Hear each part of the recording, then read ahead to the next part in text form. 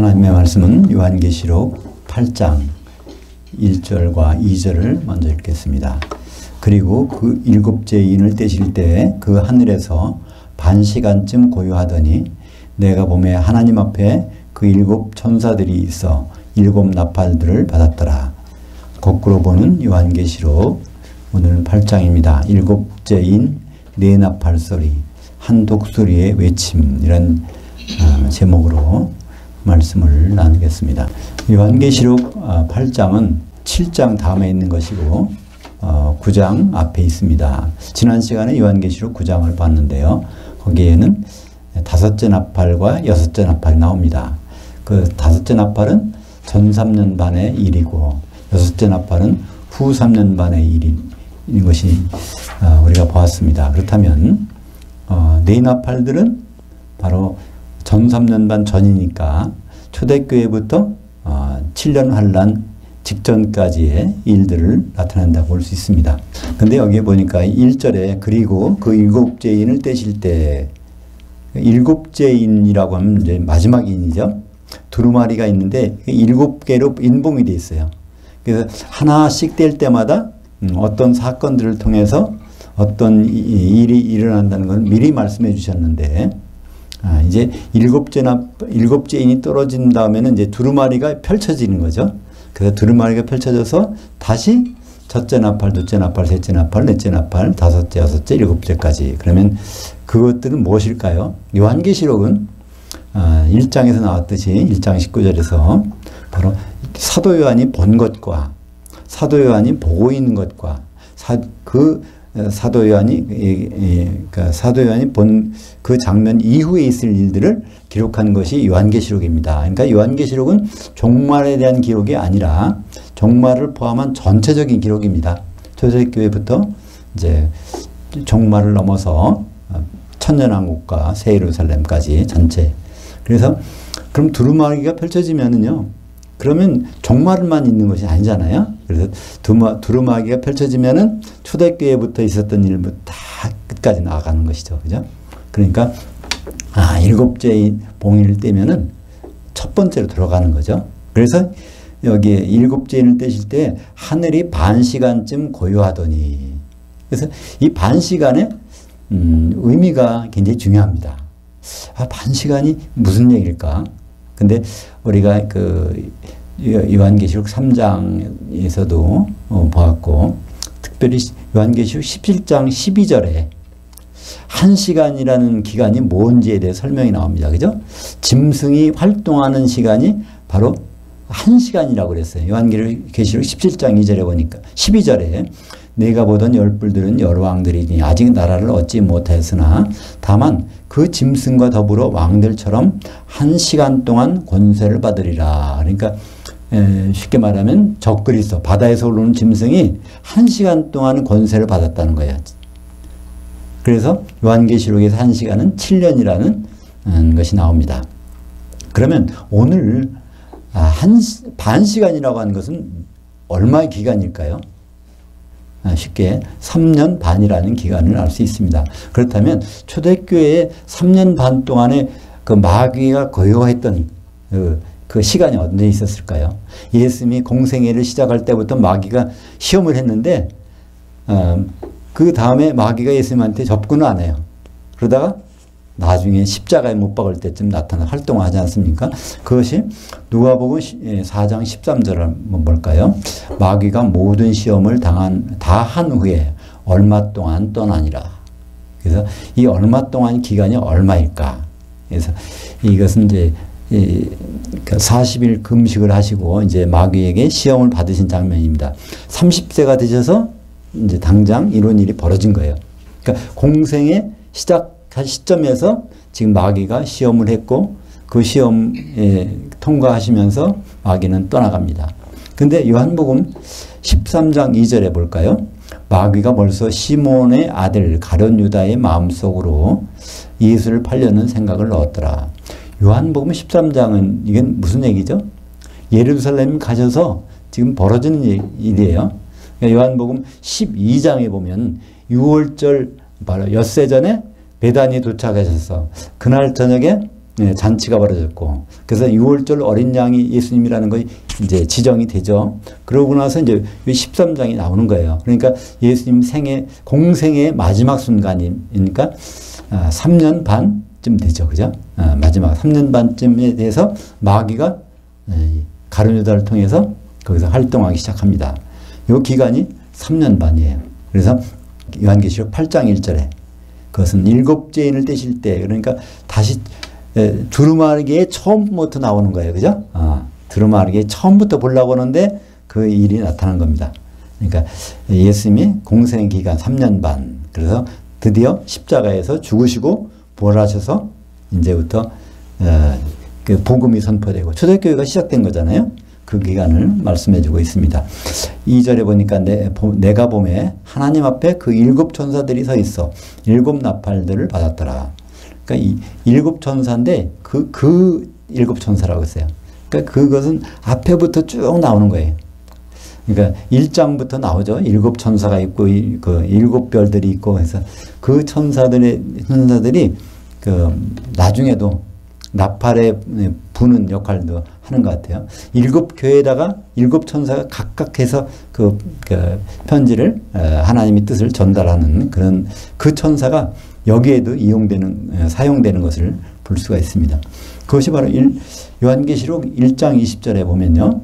내가 본 것은 내 오른손에 그 7 별들과 7 금촛대들의 비밀이라. 7 별들은 그 7 교회의 천사들이요. 그 7 촛대들은 그 7 교회니라. 그래서 그 7 교회의 천사들이 7 천사가 있다는 거예요. 그래서 오늘 요한계시록 8장 2절에 그 정관사가 붙었어요. 그 7 천사들. 3절 보겠습니다. 또 다른 천사가 와서 제단 곁에 서서 금향로를 가지고 많은 향들을 받았으니 이는 모든 성도들의 기도들과 합하여 그 보좌 앞 금제단에 드리고자 함이라. 여기 또 다른 천사가 나왔어요. 그전에도 몇 번 나왔죠. 다른 천사. 근데 다르다는 것은 똑같은, 질적으로 똑같은 천사. 그러니까 예수님의 천사, 예수님 모습을 한 천사가 이제 나오는 겁니다. 그게 예수님이라는 것을 여기서 어떻게 할 수 있냐면요. 뭘 들고 있어요? 제단 곁에서? 금향로. 그러니까 구약에 그 레위기에 보면은 성막 그림이 있는데 이제 성막이 있고 여기 들어간단 말이에요. 그러면 여기 지성소, 성수가 있잖아요.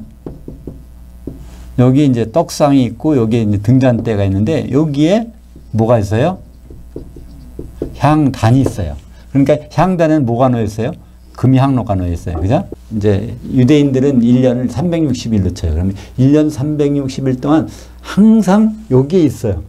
그러다가 하루만 대속제일 날 대제사장이 이걸 들고 여기서 향단에서 뚝대에서 향로만 들고 여기 들어가는 거예요. 그래서 그 향 연기가 쫙 펼쳐서 들어가야지 그게 안 들어가면 즉사한단 말이에요. 그래서 그걸 들고 들어가는 장면이 레위기 16장 11절부터 13절까지 있습니다. 한번 읽겠습니다. 아론은 자기를 위한 속죄제의 수송아지를 들이대 자기와 집안을 위하여 속죄하고 자기를 위한 그 속죄제의 수송아지를 잡고 그 향로를 가져다가 여호와 앞 제단 위에 피운 불을 그것에 채우고 또 곱게 간 향기로운 향을 2 손에 채워가지고 휘장 안에 들어가서 지성소에 들어간 겁니다. 여호와 앞에서 분향하여 향연으로 증거계 위에 속죄소를 가리게 할지니 그리하면 그가 죽지 아니할 것이라. 그러니까 대제사장은요 죽음의 순간적으로 까딱하면 죽게 돼요. 그래서 들어갈 때 어떻게 하죠? 그래서 끈을 달고 들어가. 방울. 그러니까 거기서 죽으면 끈내려 가야 되는데 사람이 들어가면 또 죽어. 그러니까 이제 방울 소리가 안 나면 바로 이제 줄로 끄집어내서 이제 시체를 갖다가 묻는 것이죠. 그래서 그 향연이 쫙 가려져야 이게 사는 거예요. 그래서 첫째, 이 금향로를 들고 있다는 것은 누가 들고 있습니까? 제사장만이 들고 있어요. 제사장도 아니고 드는 것은 준비하는 것은 제사장들이 준비하겠지만 그러니까 여기에서 오늘도 이 천사가 금향로를 갖고 있어요. 그러면 이제 대제사장이라는 걸 알고 있죠. 우리 주님이 히브리서에 보면 우리에게 있는 대제사장, 그러니까 주님이 여기서 그 향과 성도들이 기도를 가지고 이제 주님 제단 앞에 드리는 장면이 나옵니다. 그러니까 셋째 하늘에 있는 진짜 성전에서 제사를 드리는 장면이 나오죠. 거기 여기서도 보면 두 가지가 있어요. 향도 필요하고 기도도 필요해. 성도들이 기도에 담아서 향을 같이 갖고 가는 걸 이제 나타내고 있습니다. 이것이 어디 한번 나오죠? 이제 우리는 거꾸로 보고 있으니까 이제 다음에 나올 건데 요한계시록 5장 8절에 나와요. 한번 볼까요? 두루마리를 취하실 쯤에 네 생물과 24장로들이 그 어린 양 앞에 엎드려 각각 검은 고와 향들이 가득한 금 대접들을 가졌으니 이 금 대접들은 그 성도들의 기도들이라. 그러니까 이 번역이 우리가 갖고 있는 성경에 보면 이게 번역이 향이 기도라고 해놨어요. 그죠? 번역은. 근데 사실은 그 향이라고 하는 그 말이 대명사예요.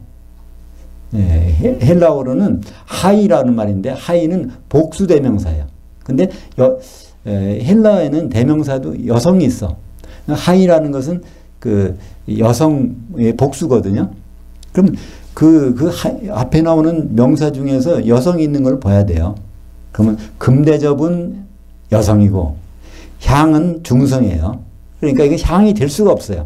그거 들고 있는 것. 그러니까 여기서 향들은 성도들의 기도라고 하는 것은 말이 안 되는 번역이라는 것을 알 수 있습니다. 그죠? 그 대명사가 여성이기 때문에 금대접을 받고 있어요. 그러니까 그 금대접과 거기에 기도가 같이 이제 대접이 성도들이 기도인데 거기에 향이 들려있다는 것입니다. 이것이 의미하는 바가 굉장히 크죠. 우리는 많은 지상에서 기도를 합니다. 이것이 셋째 하늘에 거기 보좌까지 올라갈 때는 뭐가 있어야 올라가죠? 금대접이 향이 안 담긴 기도는 거기에 하나도 없다는 거예요. 그러면 향이 안 담긴 기도는 올라가다가 중간에 다 떨어진다는 얘기죠. 어디까쯤 가다가 달나라 가다 떨어지든지 천왕성 해왕성 거기 가서 떨어지든지 우주 바깥 저쪽 가서 떨어지든지 하여튼 간에 셋째 하늘에까지는 도달이 안 되는 거예요. 셋째 하늘에 도달된 기도는 거기에 향이 담겨 있다는 말입니다. 그죠? 그래서 향이 무언가가 굉장히 중요하죠. 그래서 출애굽기 30장에 보면 향 만드는 방법이 나옵니다. 근데 사실 거기 있는 그 향은 5가지 재료로 만드는데 그것이 다 예수님을 의미해요. 거기 그 재료들이. 여기서는 거기까지 다시 안 보겠지만. 그래서 예수님을 담아서 이 냄새 나는 예수님의 냄새를 올려야 돼. 우리는 어떻게 예수님의 냄새를 올릴 수 있죠?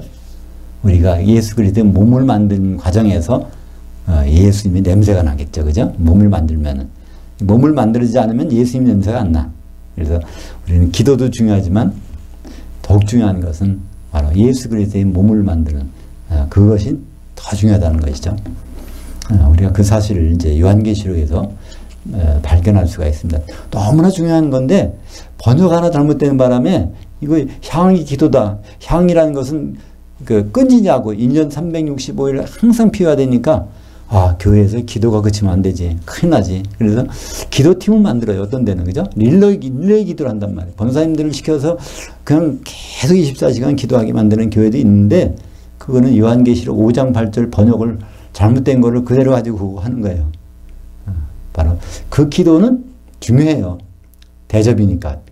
향을 운반하는 수단이니까. 근데 기도만 한다고 하면 그건 어떻게 됐어요? 향이 안 담긴 기도는 계속 도착을 안 하는데. 그죠?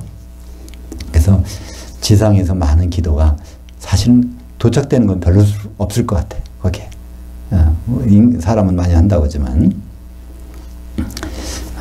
4절입니다. 그 향연이 그 성도들이 기도들과 함께 천사의 손으로부터 그 하나님 앞으로 올라가는지라. 그 향에서 나오는 연기가 성도들이 기도 항상 붙어서 같이 가는 것을 또 반복하고 있죠. 그래서 요한계시록 8장 4절도 그래서 향과 기도는 성도들의 기도는 별개의 것이다. 그러나 두 가지가 빠져서는 안 된다는 것을 우리에게 말해주고 있습니다. 근데 여기에 그 천사의 손으로부터 하나님 올라가. 우리 기도를 하면요 반드시 그 천사의 손을 거쳐야 돼. 거기서 그 천사가 다 받아가지고 이제 올라가. 그 천사가 누구죠? 금향로를 들고 있는 그 천사. 바로 예수님이죠. 그죠? 모든 기도는 예수님을 통과하지 않고서는 상달되는 방법이 없단 말이야. 기도의 응답 메커니즘을 보여주는 것이 바로 여기에 요한계시록 8장 4절입니다. 디모데전서 2장 5절. 하나님은 한 분이시요 또 하나님과 사람들 사이에 중보자도 한 분이시니 곧 사람이신 그리스도 예수라. 그러니까 기도는 반드시 중보자가 필요한데 예수님을 거치지 않는 기도 이건 아무 소용없어요. 상달이 안 될 테니까. 그죠? 그래서 이 유일한 중보자는 바로 예수님이시라는 겁니다. 그래서 우리는 이걸 잘 이해를 못하는 경우는 우리는 중보기도를 한다고 그래요. 중보기도 할 자격이 없어요. 우리는 중보기도 하는 자격을 가지려면 하나님이면서 사람이어야 중보기도의 효력이 있단 말이에요. 그죠? 근데 우리는 많은 중보기도를 한다고 그러는데 그거는 중보기도가 아니라 도구기도라는 게 있어요. 그죠? 디모데전서 그 2장 4절인가요? 거기 보면 도구기도 하는 거예요. 도구기도는 자기와 관련되지 않고 남을 위해서 기도해 주는 거예요. 그죠? 그 기도는 할 수 있지만 도구기도도 결국은 예수님께 손에 들려줘야 이제 제단에 가서 쏟아지는 것입니다. 그래서 우리 보혜사 하면 누굴 가리키죠? 보혜사? 성령님. 근데 원조 보혜사가 있어요. 원조. 순댓국 하면 원조 뭐 할매 순댓국 뭐 이런 것처럼 이런 게 있는 것처럼 보혜사 하면 우리는 성령님이지 이렇게 하는데 누가 원조 보혜사일까요? 예수님. 예수님이 원조 보혜사예요. 그래서 나와 똑같은 또 다른 일하는 것도 알로스니까 나와 똑같은 보혜사를 보내줄 텐데 그 예수님이 보혜사였었어. 보혜사는 원래 뜻이 뭘까요? 보혜사.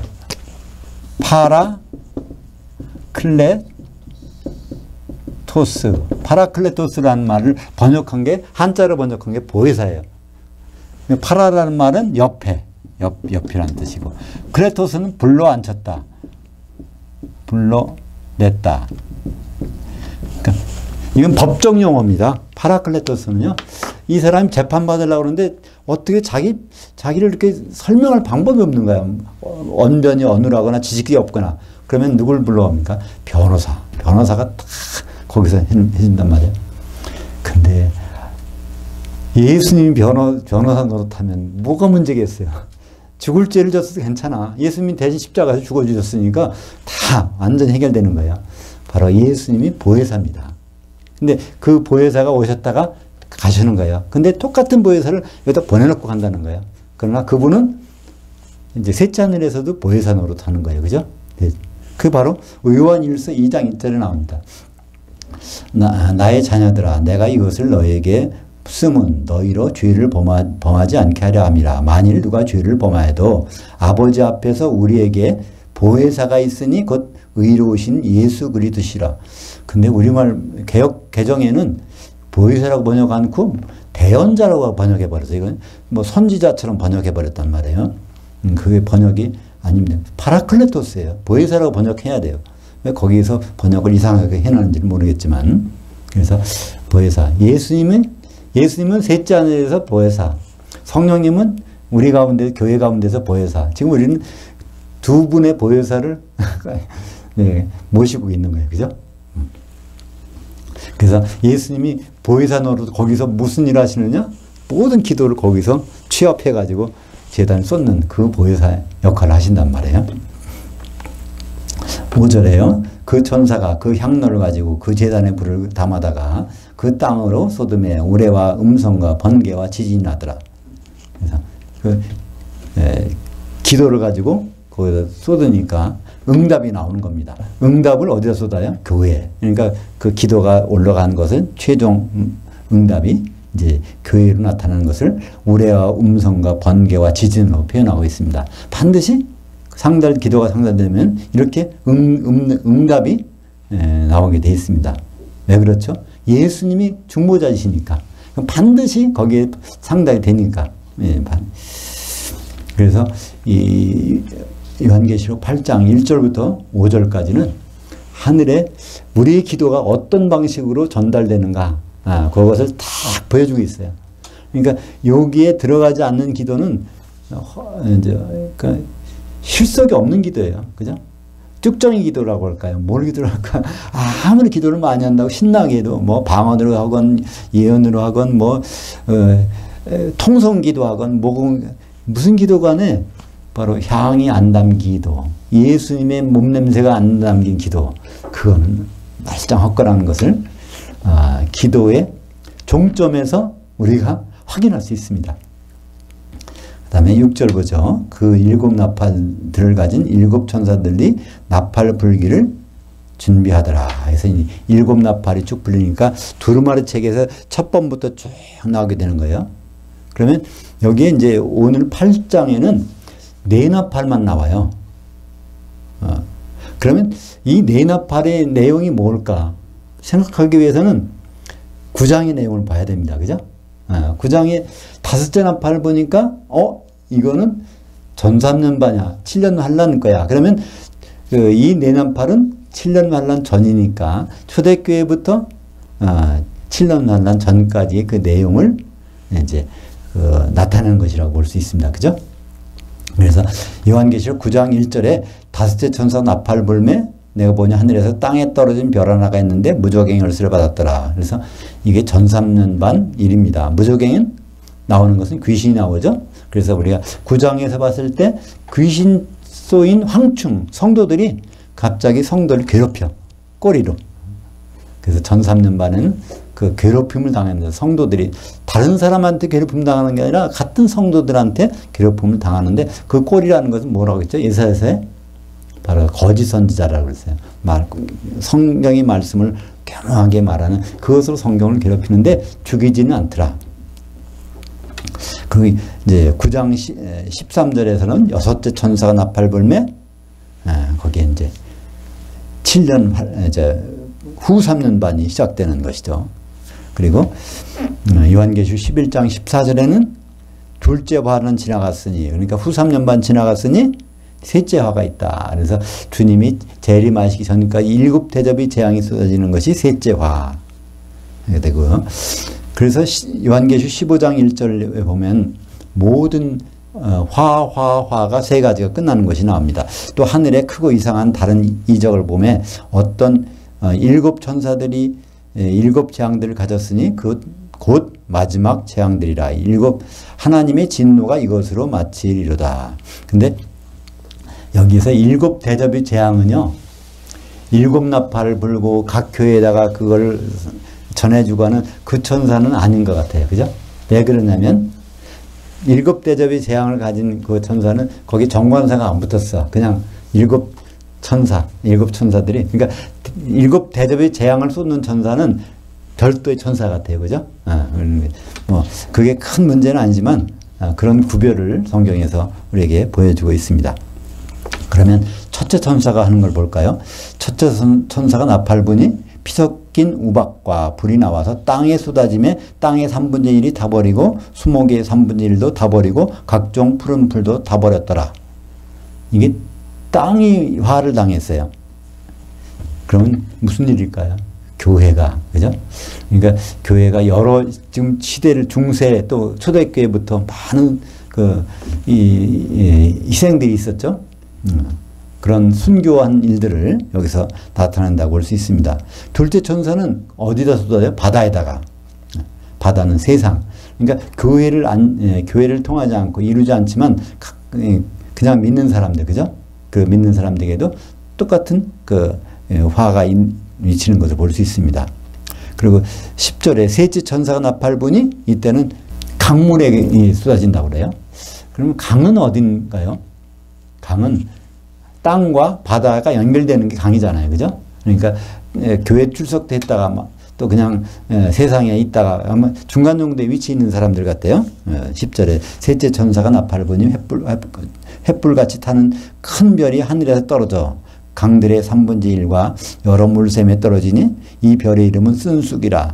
물의 3분의 1이 쓴쑥이 되매 그 물이 쓴물이 되므로 많은 사람이 죽더라. 그러니까 이것도 결국 3분의 1 땅에 있는, 바다에 있는, 그 강에 있는 사람들, 그러니까 모든 사람들이 쉽게 예수를 믿을 수는 없다는 얘기예요. 그죠? 반드시 이런 그 순교를 당하는 일들이 있었다는 겁니다. 그러니까 뭐 우리나라만 해도 그렇죠. 초대에서 좀 우리가 100년 전에 뭐 그 전에 들어올 때도 순교의 피가 있어가지고 그죠? 지금 우리가 믿음을 유지하는 그런 바탕이 됐는데 그런 일들이 벌어지고 있습니다. 근데 여기에 셋째 천사가 나팔을 불 때 무엇이 떨어집니까? 큰 별이 떨어졌다는 거예요.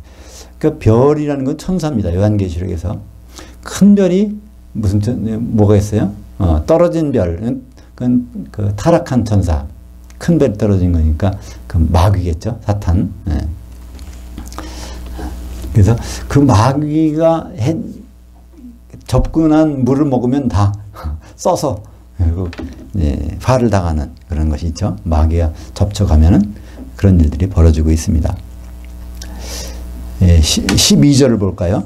넷째 천사가 나팔을 부니 해 3분의 1과 달 3분의 1과 별들의 3분의 1과 1이 타격을 받아 그 3분의 1이 어두워지니 낮 3분의 1은 비추임이 없고 밤도 그러하더라. 그러니까 첫째, 둘째, 셋째, 넷째는 이것이 거의 그 초대교회부터 환란 전까지 거의 공통적으로 일어나는 거예요. 그죠? 땅만 그런 것이 아니라 바다만 그런 것이 아니라 강만 그런 것이 아니라 이런 것들이 그 7년 환란 전까지 그죠? 바로 예수 믿는 사람들 관계되는 곳에 그런 일들이 벌어졌다는 겁니다. 근데 우리는 기독교가 한 200년 전에 들어왔나요? 가톨릭을 말하면. 그리고 개신교는 100년 전에 들어왔는데 그러니까 그 복음이 떨어진 곳에서 그런 일어나는 현상들을 가리키고 있습니다. 그죠? 근데 넷째 천사는 나팔 불 때 해 3분의 1, 달 3분의 1, 별들 3분의 1이 이제 빛을 잃어갖고 이제 이 해, 달, 별이 무슨 의미일까요? 그거를 우리가 12장으로 돌아가 보면 그 의미를 알 수 있습니다. 요한계시록 12장 1절 볼까요?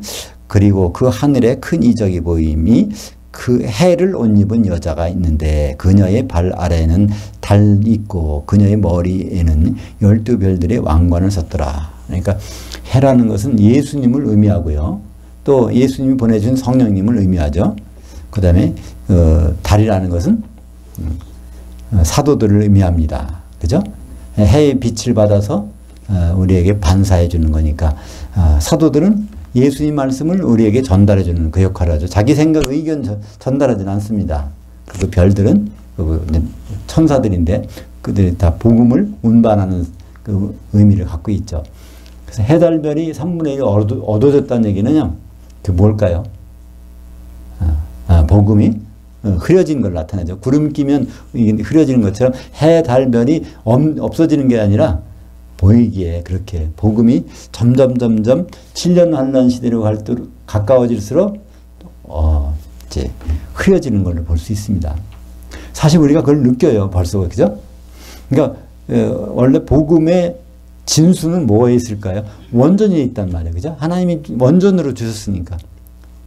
뭐 구약과 신약 원전 헬라어로 다 주셨는데 그게 번역되는 과정에서 첫째 이렇게 흐려졌고 두 번째는 그거를 해석하는 과정에서 흐려져서 지금은 원래의 말과 원래 복음과 우리가 접하게 되는 복음이 많이 흐려져 있단 말이에요. 그런데 이건 하나님은 왜 그렇게 하셨을까? 이게 다 계획 가운데 있었다는 것을 우리는 오늘 발견합니다. 우리가 왜 하나님의 원래 주신 복음대로 안 되고 이렇게 보게 될까? 이게 다 하나님의 계획 가운데 그런 일이 벌어졌다는 것을 알 수 있습니다. 오늘 그 첫째, 둘째, 셋째, 넷째는 교회 시대부터 7년 환란 전까지 그런 내용들인데 이 내용이 바로 인이 첫째인, 둘째인, 셋째인이 떨어질 때 그 시기적인 상황과 같다는 겁니다. 그러면 인이 떨어질 때 그 세 인들이 떨어질 때 내용들을 보면요. 마태복음 요한계시록 6장 1절에 거기 일곱 인들 중에 첫째인 떨어질 때 6장 2절에 보니까 흰 말이 있는데 그 탄자가 활을 가졌고 면류관을 받고 나가서 이기고 또 이기려고 하더라. 이것은 첫째인을 뗀 자, 이건 면류관이라는 것은 승리를 나타내죠. 주님이 죽으셨다가 부활 승리를 했어요. 그죠? 근데 활이 있는데 보니까 이미 활시를 떠났어, 화살은. 그러니까 복음이 이제 선포되고 있는 거예요. 초대교회에서부터 복음이 선포돼서. 그런 내용이 이제 첫째인 때인 거고, 두 번째는 그게, 그러니까 복음이 선포되자마자 반갑지 않은 손님이 나와요. 그죠? 붉은 말을 탄 자가 뭘 가졌어요? 큰 칼을 가졌어. 근데 이 칼은 마카이라라고 해서, 마카이라. 칼은 두 가지가 있어요. 마카이라, 롬파이라. 이거는 전쟁용 무기고, 마카이라는 개인용 칼입니다. 개인이 그냥 계속 절단하는 거예요, 절단. 그러니까 이간질하는 거예요. 그죠? 그러니까 긴 칼이니까 이건 뭐든지 이간시키는 거예요. 근데 이건 바로 마귀입니다. 이건 보통 전쟁이라고 그러는데 전쟁이 아니에요. 전쟁용 칼이라면 롬파이아라를 썼어야 돼요. 그죠? 네, 마카이라를 썼고, 그가 하는 전법이 어떤 법을 써요? 마귀가 하는 일은 여기 나오죠? 허락을 받아. 그 마귀도 허락을 받았어요. 허락을 받아. 땅에서 화평을 제해버리며, 교회에서. 화평이라는 건 우리가 하나 되게 하는 거예요. 그죠? 하나 되게 하는 것을 못하게. 결국 서로 죽이게 하고. 그러니까 마귀는 사람들 1대1로 이렇게 간섭하지 않습니다. 마귀는 성도들끼리 서로 죽이게 하는 그런 전술을 쓴다는 거예요. 그래서 큰 칼을 받아서 그 마귀가 그런 일을 하는 것이죠. 그러니까 복음이 선포되자마자 성도들 가운데서 이간시키고 그거를 하나 되지 못하게 하는 일이 일어났었죠. 그 다음에 그런 상황에서 검은 말 탄자가 나옵니다. 그는 어떤 역할을 해요? 큰 저울을 가졌더라. 근데 이 저울이라는 단어가 사실은 멍에라는 단어거든요. 쥐고스라는 멍에라는 단어. 예수님이 말씀하셨죠? 수고하고 무거운 짐진 자들아 다 내게로 오라. 내가 너를 쉬게 하리라. 하프타임 주겠다는 거잖아요. 내 멍에는 가볍고 쉬우니까 내 멍에를 지고 배우라. 그러니까 예수님의 멍에는 일할 때 사용하는 거잖아요. 그죠? 예수님은 무슨 일을 하신다고 했습니까? 그 결심, 예수님이 일할 결심을 발표한 거는 그게 처음이자 마지막이에요. 그죠? 나는 내 교회를 세우겠다. 그러니까 바로 그 멍에라는 것은 바로 교회를 세우는 그 교회의 일을 얘기한다고 볼 수 있습니다. 그래서 셋째인 붉은 말 탄 자, 거기에 나오는 게 뭐가 나옵니까? 밀과 보리가 나오고 감람류와 포도주가 나와요. 이게 다 성도들을 의미하는 거잖아요. 알곡 성도들. 보리에 미치는 성도, 또 밀 같은 성도, 또 포도주 같은 성도, 감람류 같은 성도, 성령 충만한 성도. 근데 거기서 그게 나오잖아요. 근데 포도주와 감람류 그냥 두라. 취수 때까지 그냥 두는 거 나오죠. 그거를 심판해버리면은 감람류가 상할 수가 있어. 그러니까 우리가 같이 있을 때요, 우리 포도주 같은 성도도 분명히 있어요. 근데 요한계시록에서 포도주는 좋은 뜻이 아니에요.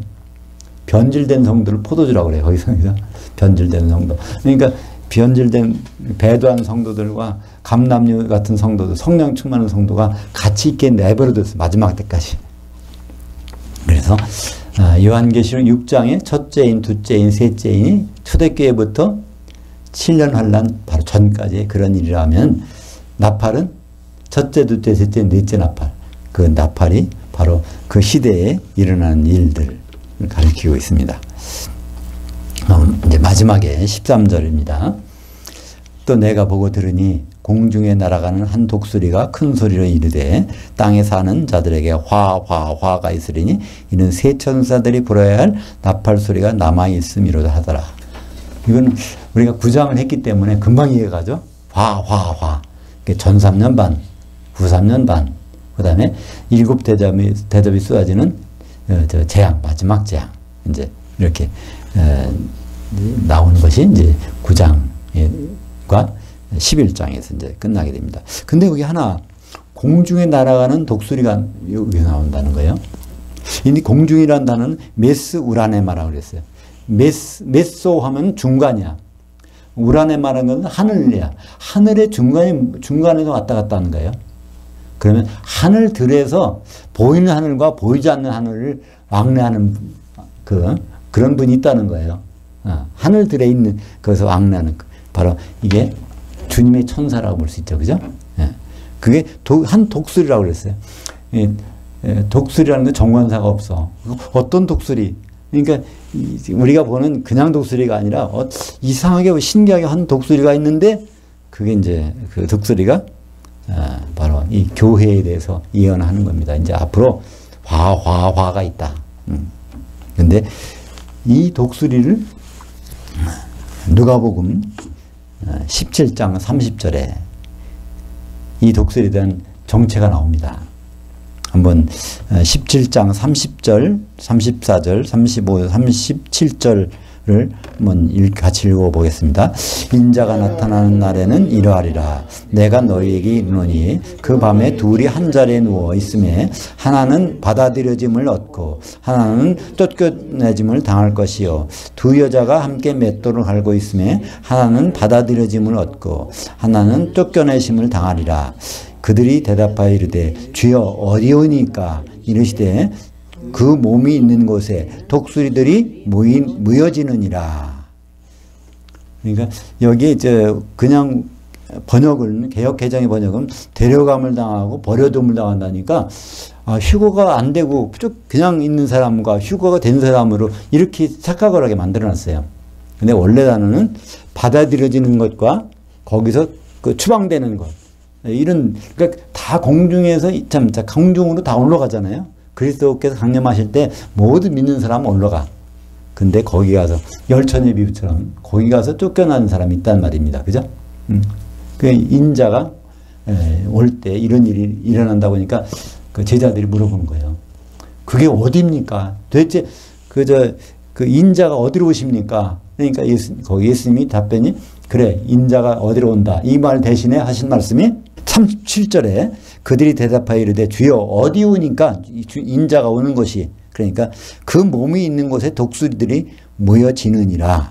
그러니까 이것도 수동형이에요. 그러니까 우리가 올라가고 싶다고 해서 막 올라가는 게 아니라 우리를 데려간다는 거야. 어디로 모이는 곳에 데리고 가. 근데 그걸 올라가는 성도들을 뭐라고 표현했어요? 여기서 독수리들이라고 표현했어요. 그러니까 결국 이 독수들이 만나는 것은 누구죠? 제일 큰 독수리겠죠. 그죠? 형제 독수리들이 올라가는 거야.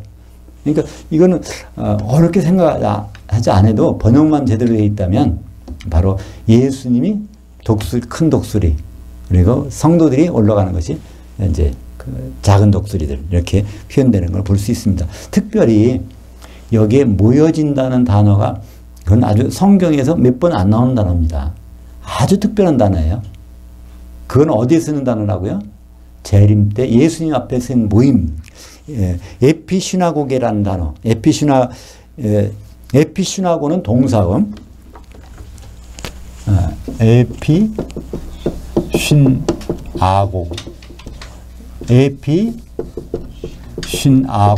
신아고게.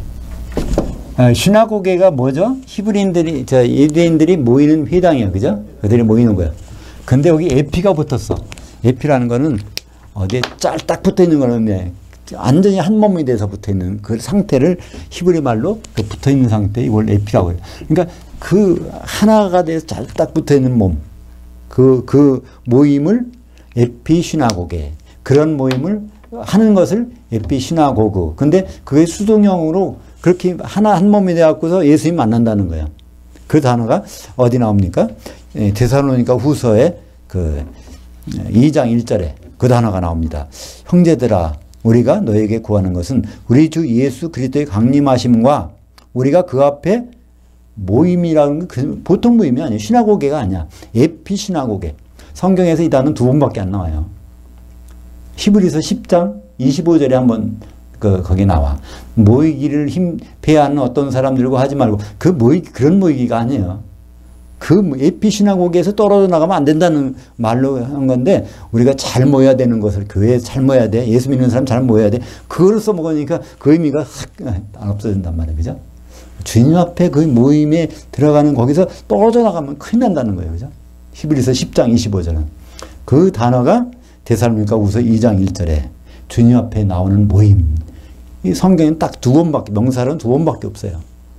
그래서 이것은 분명히 이 독수리가 누군가는 것을 우리는 확실히 알 수 있습니다. 우리를 다 독수리로 공중에 올라가는 거니까 독수리로 이렇게 표현했고요.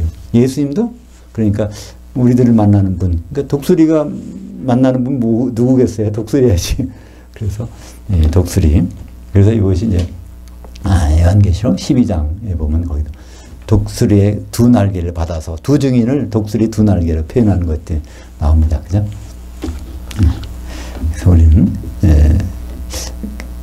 주님 오시는 장면을 아주 여러 가지로 세밀하게 설명해 주셨는데 심지어는 독수리에 모이는 것 같이 그렇게 설명해서 요한계시록에서 우리에게 보여주고 있습니다.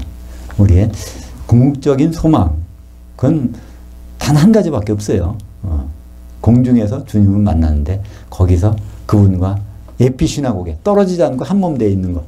그래서 선인잔치와 천년왕국과 그 이후까지 가는 그 모임을 우리는 이 요한계시록 8장에서 볼 수 있습니다. 우리 그 독수리가 그 독수리고 우리는 새끼 독수리. 그때 가서 독수리 모습이 아니라 무슨 새가 있을까요?